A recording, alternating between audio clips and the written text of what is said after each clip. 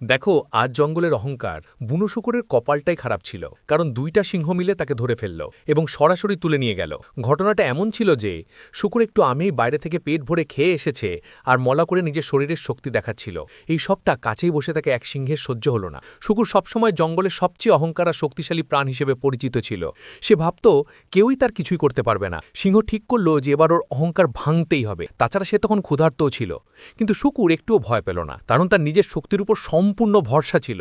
সে সিংহকে একদম উপেক্ষা করল যেন সামনে কেউ নেই। শুধু তাই, সে উল্টো সিংহের উপরে হামলা করল এবং তবুও সহজে পালিয়ে গেল। কিন্তু সিংহ হাল ছাড়ল না। পরের দিন সে তার এক সাথীকে নিয়ে ফিরে এল এবং শুকুরকে তার নিজের ঘরেই ধরে ফেলল। শুকুর তখনও ঠিক ঘর থেকে বেরোয়নি, আর সিংহ দুটো তাকে চেপে ধরল। তারা শুকুরটাকে তুলে নিয়ে তার গর্ত থেকে অনেক দূরে চলে গেল। এখন এই অহংকার প্রাণী যে নিজেকে জঙ্গলের সবচেয়ে শক্তিশাল ভাবত, বুঝে গেল জঙ্গলের আসল রাজা আসলে কে। তাই এই সিংহদের জন্য একটা লাইক অবশ্যই করবেন।